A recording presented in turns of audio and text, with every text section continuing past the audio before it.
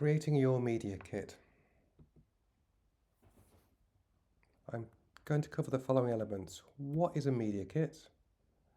Creating hero images, writing your project summary, and labeling and uploading your work. So, what is a media kit? Well, a media or press kit is a curated package of visual assets and information that present a designer, a project, or a brand in a clear and professional way. It typically includes elements such as biography, project descriptions, and high-quality images. For designers, press kits are useful because they make it easy for journalists, collaborators, and potential clients to understand their work. Your media kit. Your media kit is just about your project, and you've been asked to create a media kit containing 3 to 6 hero images and a 150-word reflective summary. These will be used for online exhibition or presentation. So, what is a hero image?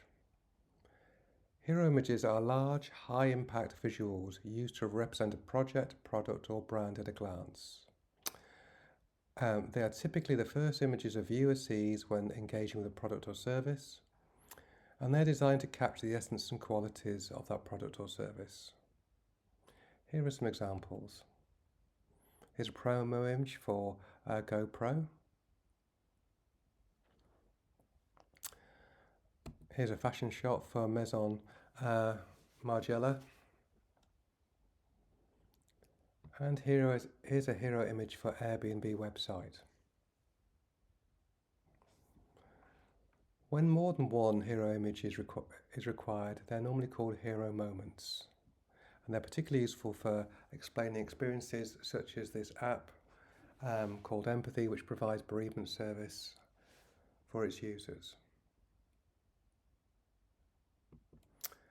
Your hero images or moments, they should showcase the final outcome or artifacts at a high level of quality and resolution.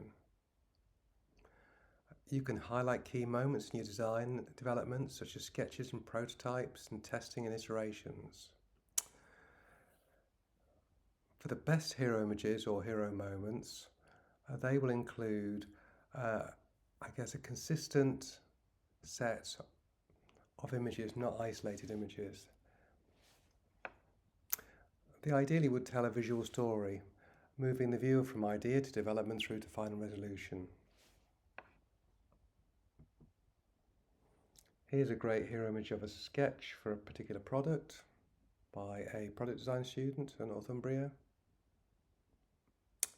And I guess here's a hero image for a fashion collection, although I have to say that whilst this is a lovely illustration, it's probably not suitable for viewing at small sizes, so perhaps too detailed for a hero image. Conversely, this series of photo shots of a garment create impact and reveal details.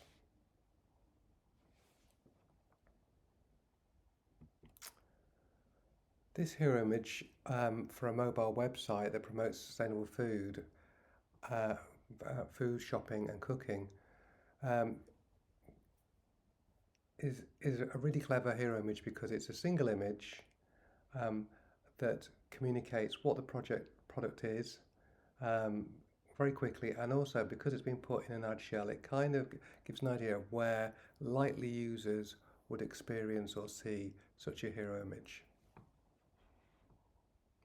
Building on this, here are 3 hero moments that kind of showcase the functionality of the same app or mobile website.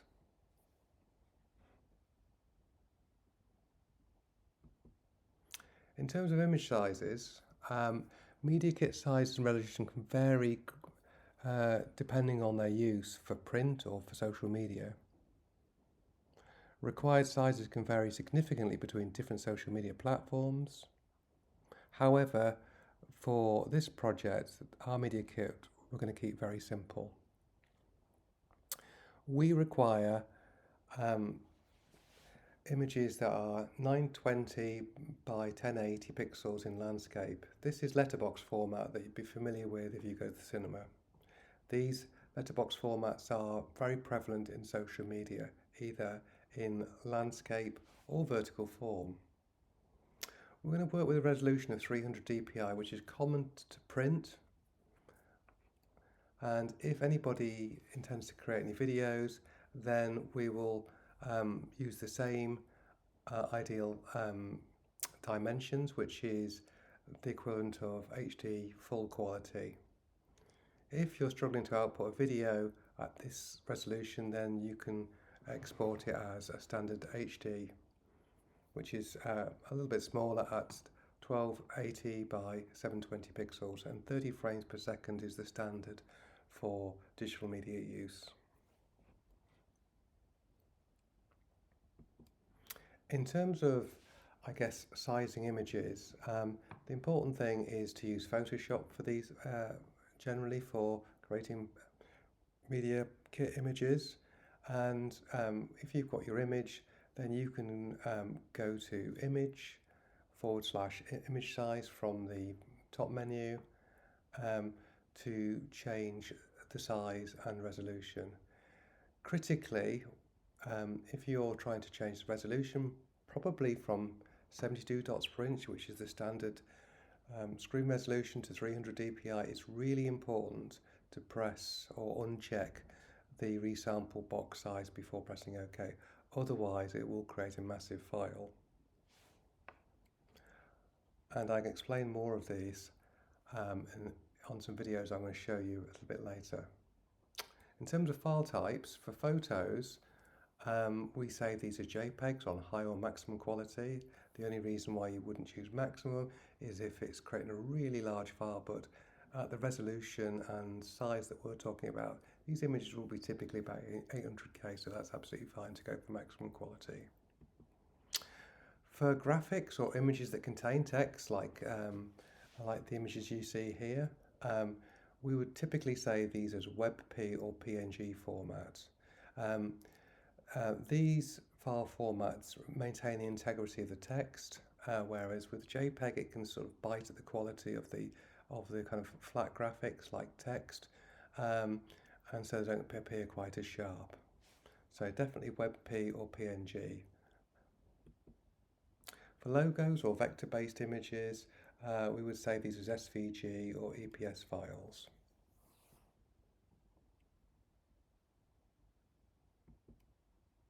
For videos, we would want you to say these as MP4 or .mov files.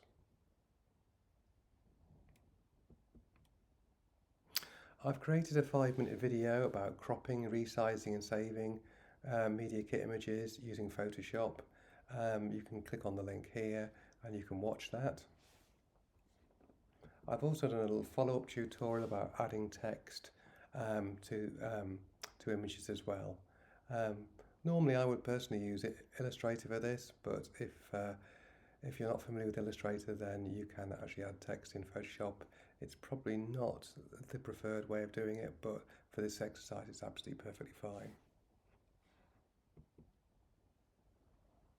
If you do struggle to save images at the right resolution and the right size and cropping, then just simply choose 3 to 6 images and save them in the right full file format. Don't worry about the shape and size, as I already said. This time we can do this next year when you create another media kit in the follow-up interchange module in the second year.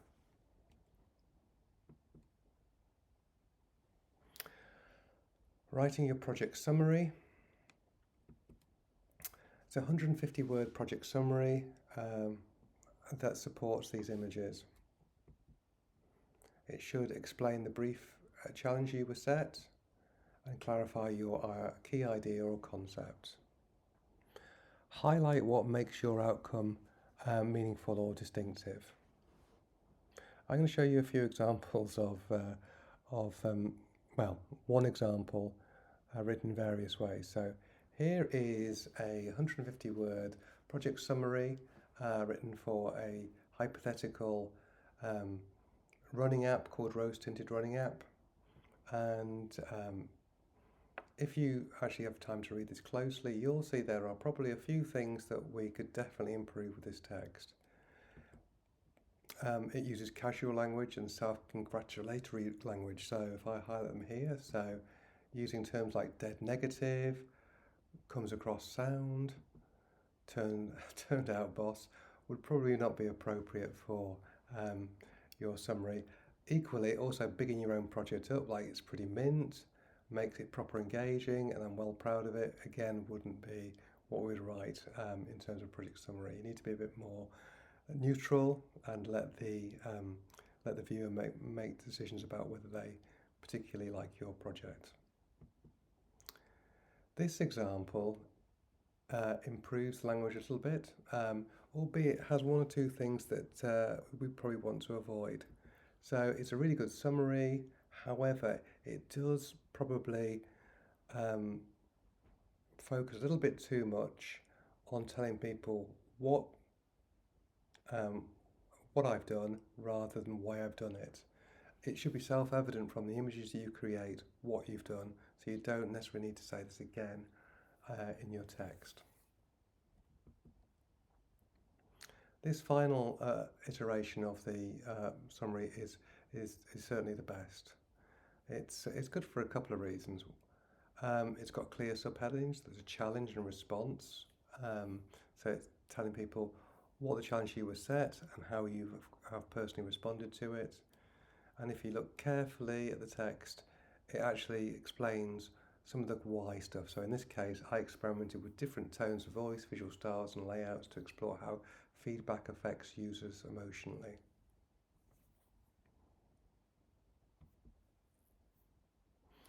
In terms of the file format for the Word doc, for the doc, I would generally say if it's a Microsoft Word format, a docx, or even a simple text file or a PDF, please don't save your files in uncommon formats such as Apple Pages.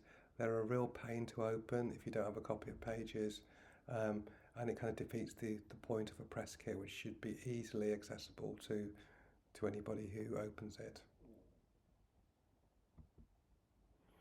In terms of labelling your work, it's probably really good to get into a habit of labelling your work correctly.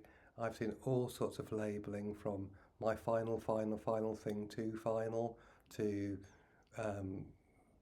people's cats' names, to whatever. It's just it just makes looking at files really difficult. And when you start to work collaboratively, you need to be able to label your work appropriately. So logically label your files. In this particular case, for this module, I would start with the prefix of the module code, and then your name, and then say what it is, Media Kit. It's again a good habit to start to use sort of hyphens instead of spaces, which often read better on certain computers. And then you can add an explainable suffix, so for example, Hero1 or Sketchbook. That's entirely up to you. Finally, add the correct file type, so whether it's JPEG or WebP. And here's an example. So here's a set of files for a fictitious person called Alex Smith, and they've got project summary.doc. They've got a couple of main hero images. They've decided you could label them hero image 1 to 6 or 1 to 3, it doesn't matter. But Alex has decided to create some separate ones called Sketchbook, Development, Logo, and also has an animation which has got the .mp4 file type to show it is a movie. In terms of saving your work, place your Media Kit files in a folder with your name. So for example, DE4022 Alex Smith Media Kit. Compress it as a zip file. If you're on a Mac, you should be able to right click and compress it. On a PC, you should be able to do something fairly similar, or use a piece of compression software and label it similarly, a .zip file. You can add this to your submission. At the moment, we're just kind of finalising the details, so details of how and when to submit your media kit will be provided separately. And finally, here's an image of the media kit. So there's more than 6 images here. I've created more just so you can see the different file types and the different naming conventions that have been used. Again, it's as long as it's logical, it's up to you, but I would definitely want you to start with DE4022 and your name and media kit. That will help us when, if and when we decide to exhibit your work collectively, so that they're all labelled very neatly. So, if you have questions, then you can ask your brief tutor about them, or you can email me directly, jamie.steen@northumbria.ac.uk. I hope that was useful.